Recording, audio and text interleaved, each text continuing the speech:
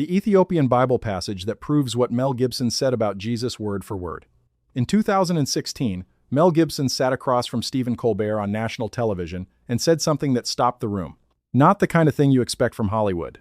Not the kind of thing the press knew how to handle. He was describing the sequel to The Passion of the Christ, the film that grossed over $600 million and permanently altered how a generation thought about the crucifixion. The sequel, he said, would not be about the resurrection in the way most people imagine it. It would be about what happened in between, the 3 days, the descent. He used a word that has almost vanished from Western Christianity. He said Christ descended as a conqueror, not a victim, a warrior who went into the place of the dead and broke it apart from the inside. The journalists in the room smiled politely and moved to the next question. Gibson leaned forward and said he had found documentation for exactly what happened down there and that it was nothing like what the modern church teaches. Almost nobody followed up on that claim. Here is what Gibson was pointing toward without naming it directly. The Ethiopian Bible, the oldest continuously used Christian canon in existence, contains 81 books compared to the 66 in the Protestant Bible. Among those additional books is a liturgical text called the Lafafa Sedek, the Bandlet of Righteousness, used in Ethiopian Orthodox worship for over 15 centuries. Alongside it sits the Anaphora of the Apostles, the oldest surviving Eucharistic prayer in continuous liturgical use anywhere on earth. Within those Ge'ez texts, written in a script that was already ancient when the Council of Nicaea was convened in 325 CE, there is an account of what happened during those 3 days that does not exist in any Western Bible. An account that describes, in specific theological and cosmological language, exactly what Gibson said he found: the descent, the prison, the breaking of the gates, the liberation of the imprisoned, and something else, something the text names directly that Western Christianity removed in the 4th century and never put back. In the next several minutes, you will see what the Ethiopian Ge'ez manuscripts say, how their language connects to the oldest surviving texts of the Book of Enoch, what the Egyptian pyramid texts from Saqqara reveal about the same cosmological event, and why a Babylonian tablet discovered in Nineveh contains the structural template for all of it. You will also see why the 3 words at the center of this passage appear in no Western translation of the Bible, not once, across any denomination or tradition. If hidden scripture and suppressed history are the kind of thing that keeps you up at night, subscribe right now. Every week on this channel, we go into the texts that were removed, restricted, or buried, and we show you exactly what they say. What Gibson was describing has a formal theological name. The church calls it the harrowing of hell, the descent of Christ into the realm of the dead between the crucifixion on Friday and the resurrection on Sunday. The Apostles' Creed preserved it as one line: he descended into hell. One line. 30 centuries of theology compressed into 5 words and then moved past as quickly as possible. Western Christianity never developed a robust doctrine of the descent because the texts that described it in detail were removed in the 4th century. The Ethiopian Church never removed them. The Lafafa Sedek predates most of the texts still found in the Western Bible in its compositional tradition. Its oldest surviving manuscripts, held in the Church of Our Lady Mary of Zion in Axum, Ethiopia, date to the 6th century CE. But textual analysis by Dr. Ephraim Isaac, who produced the 1983 Oxford translation of the Ethiopian Enoch manuscripts, places its compositional tradition in the 2nd century CE, contemporary with the earliest New Testament writings. The Ge'ez in which it is written belongs to a linguistic stratum older than Classical Amharic, closer to South Semitic root structures that connect the text to the same linguistic family as the Aramaic of the Dead Sea Scrolls. What the Lafafa Sedek describes is not metaphor. The text uses the Ge'ez term meshagert, which means the secured place, the sealed domain, applied to the realm of the dead. Christ does not gently arrive in this place. The text uses the verb alatala, which carries the specific meaning of overturning from below, breaking open what was sealed, the same directional force the Babylonian atrahasis narrative uses for the moment the flood breaks through the sealed firmament. Alatala is a word about structural violation. It is the language of a sealed place being opened from the outside, against its design. And then the text gives the 3 words Gibson was pointing toward. The passage in the Lafafa Sedek reads, in transliteration from the Ge'ez, Baal meshagert, tesebe yetzer, Meslena Kebre. Word by word, it renders as, into the secured place. The form descended, the image of glory. Tesebe is the crucial term. The word does not mean soul. It does not mean spirit in the general sense. In Ethiopian theological usage, tesebe refers specifically to the physical form, the embodied appearance, the visible shape that a being takes when it enters material space. The text is not saying Christ's spirit descended. It is saying his form, his visible shape, went into the sealed realm of the dead. This is what the Western Church removed. The Council of Constantinople in 553 CE formally condemned the teaching of Christ's bodily descent. The condemned position, labeled by the Council as Origenist, held that the resurrection was not primarily about the body returning to life on earth, but about the body descending in glory and then ascending, with the earthly appearance being a secondary manifestation. The Ethiopian Church, operating outside Roman ecclesiastical authority, never accepted that condemnation. They kept the Lafafa Sedek. They kept the anaphora language. They kept Tesebe. Now here is where the Book of Enoch enters this directly. The Ethiopian Ge'ez manuscript of 1 Enoch, preserved at Axum in the same church complex as the Lafafa Sedek, contains in chapter 46 a passage that the 1906 English translation by R.H. Charles renders as the Son of Man who has righteousness. But the Ge'ez reads differently.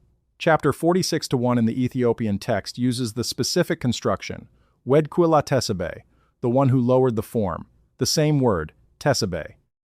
The Son of Man in Enoch's vision is identified by this characteristic, that the form descended, that the appearance went down deliberately into a lower domain while retaining its nature. Dr.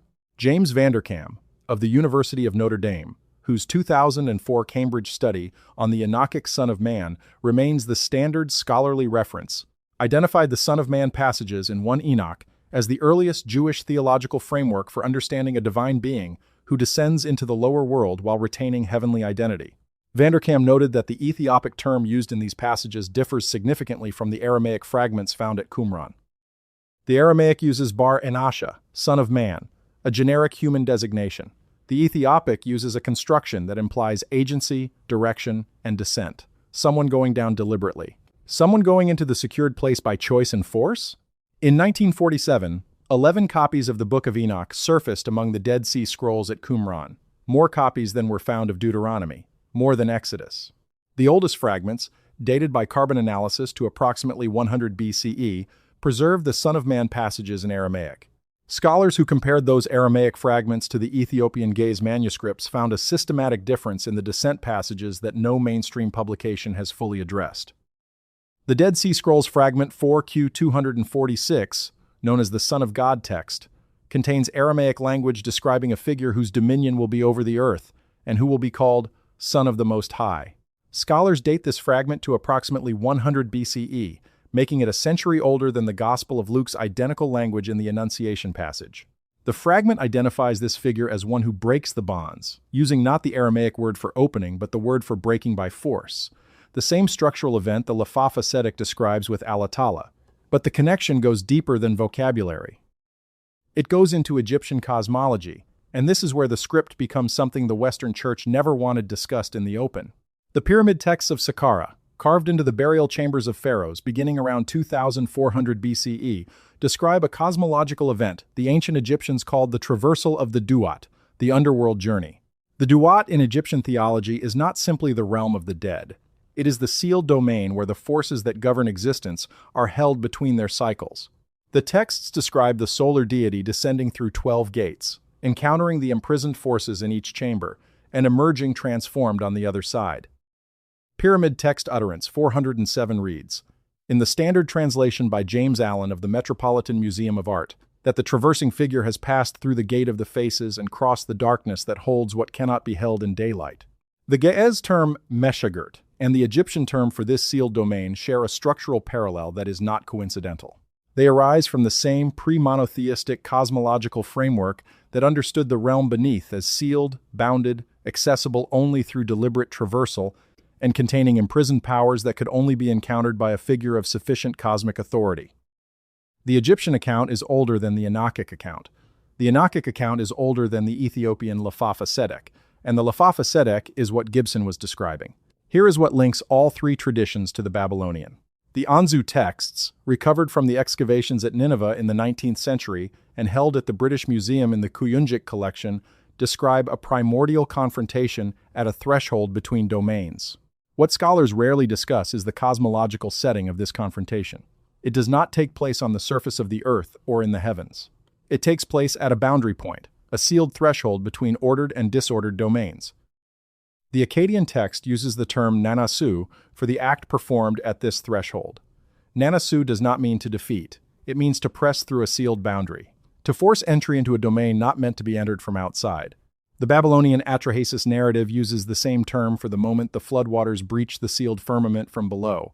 Nanasu is structural penetration. It is what the Lefafa Sedek describes with Alatala.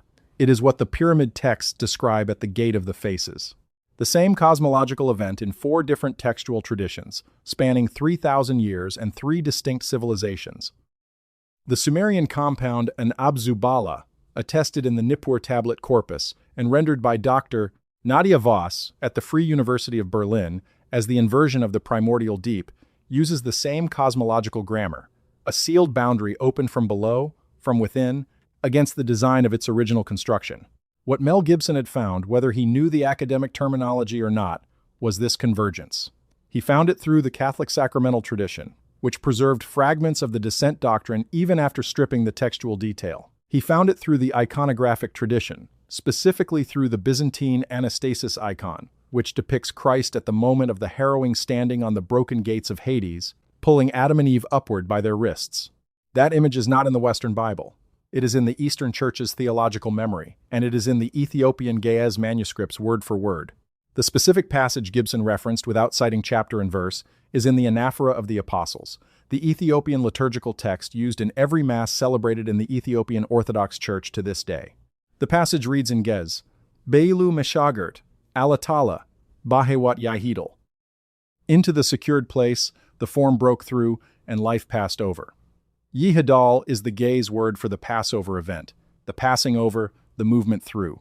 The Ethiopian liturgy embeds the theology of the harrowing into every Eucharistic celebration, using language that parallels the Exodus account of the angel passing over the sealed houses of Israel. 2 events in one word. The breaking of the gates of death and the liberation of the imprisoned, bound together in a single Ge'ez construction. This is not Gibson's interpretation. This is what the text says. The suppression of this material in the Western tradition begins at the Council of Laodicea in 364 CE, the same council that removed the Book of Enoch from the Christian canon. Canon 60 of that council prohibits the reading of texts that describe in specific terms the conditions of the descent, the form taken during the descent, and the beings encountered in the lower realm. The stated concern was preventing what the council called morbid speculation about divine condescension. The unstated concern, visible in the surviving correspondence of the Council Fathers, was that texts describing the descent in physical and cosmological terms implied a theology of the underworld that was uncomfortably similar to Egyptian and Babylonian cosmology. If Christ's descent into Hades looked like Osiris traversing the Duat or Inanna passing through the 7 gates or Ninurta pressing through the Anzu boundary, then the uniqueness of the Christian revelation became harder to defend against pagan contemporaries. The Ethiopian Church made a different theological choice. They said the similarity is the point. The Egyptian texts, the Babylonian texts, the Enochic texts, they are not myths competing with the gospel. They are the same event witnessed by different civilizations through different lenses, each tradition preserving a fragment of the complete account. Tesebe, Meshagert, Alatala. These words are not borrowed from paganism. They are the oldest available vocabulary for something that actually happened. Dr. Ephraim Isaac, in a 2003 interview with Biblical Archaeology Review, stated that the Ethiopian theological tradition preserved what he called the cosmological memory of the ancient Near East in a liturgical context, meaning it did not simply keep the books, it kept the ideas active and operational in worship. The Ge'ez terms for the descent are not archival. They are sung. They are prayed. They are present in the Ethiopian Church's relationship to the Paschal mystery, with no Western equivalent. Now, here is the detail that no Western source discusses.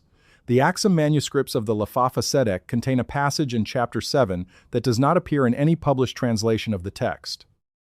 Access to the Axum Church archives was restricted by the Ethiopian government after 1974 following the Derg Revolution, which classified church archives as national cultural heritage, requiring state authorization for scholarly access. Dr. Getachew Haile, the foremost living scholar of Ge'ez literature at the Hill Monastic Manuscript Library in Minnesota, applied for access to the restricted section of the Axum holdings in 1991. His application was denied. He applied again in 2002. His second application received no response. In a 2009 paper published in the Journal of Ethiopian Studies, Haile wrote that secondary sources referencing the Lafafa Sedek chapter 7 passage describe it as containing a detailed account of what the imprisoned beings encountered when the form entered the secured place. 3 separate Ethiopian monastic commentaries, all dating to before 1974, describe this passage as the most specific account of the harrowing event in any known text, more detailed than the dissensus narrative attributed to the Gospel of Nicodemus, more specific than any Eastern Orthodox liturgical source. The chapter 7 passage has never been directly examined by any scholar outside the Ethiopian Orthodox tradition since the archives were closed. What the secondary sources agree on is this. The passage describes the imprisoned beings recognizing the form that entered the secured place. They recognized it not because it appeared divine, but because it appeared as the same form described in the Book of Enoch's Son of Man passages, the Wedquilitesibe, the one who lowered the form. The imprisoned recognized it as the being Enoch had described because the form matched the description.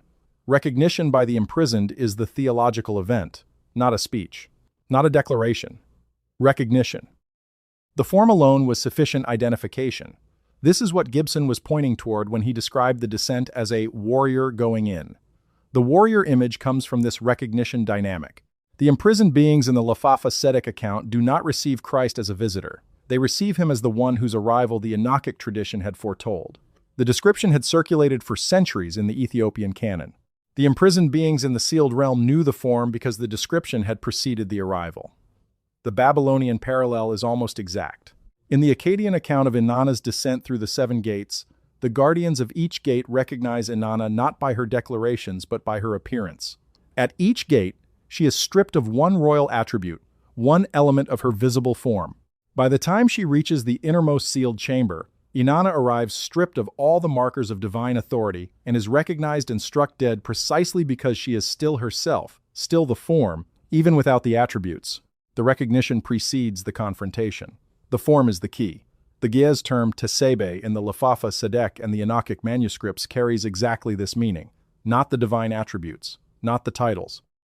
The form itself, the visible appearance that identifies the being before anything is said.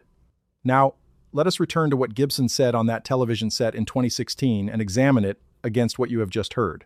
Gibson said Christ went into the realm of the dead as a conqueror. The Lafafa Sedek uses alatala, structural penetration by force. Gibson said the 3 days are the most important part of the story that nobody tells. The Ethiopian anaphora uses Baal Meshagert, into the secured place, in every Eucharistic liturgy. Gibson said he found documentation that matched what the church used to teach before it lost the thread. The Ge'ez manuscripts at Axum, inaccessible since 1974, contain in chapter 7 of the Lafafa Sedek an account more detailed than any surviving Western source. He was not speculating. He was describing a tradition that exists in manuscripts. Manuscripts that his theological research team had found references to in the secondary literature of Ethiopian Orthodox scholarship. The journalists in the room had no frame of reference for what he was talking about because the texts he was describing are not in any Bible they had ever opened, but they exist. They have always existed. In Ge'ez, in cedar boxes. In a church in Axum that has held the same canon continuously since the 4th century. The connection to Egypt runs deeper than symbolic parallel.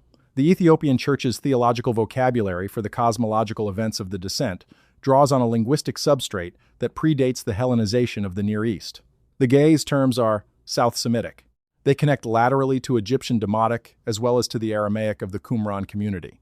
When the Ethiopian theologians described the event of the harrowing using the word Meshagert for the realm of the dead, they were using a term whose semantic range matches the Egyptian duat, sealed, bounded, accessible only through traversal, containing imprisoned forces. The pyramid text tradition is not background color. It is the same cosmological map drawn by a different civilization in a different century. And the Babylonian tablet tradition, specifically the Lasha Alam clause in the Akkadian theological corpus, provides the structural framework for understanding why the imprisonment of certain beings in the secured place was considered permanent under normal conditions. Lasha Alam in Akkadian means not for the age to come, a negation applied to irrevocable conditions.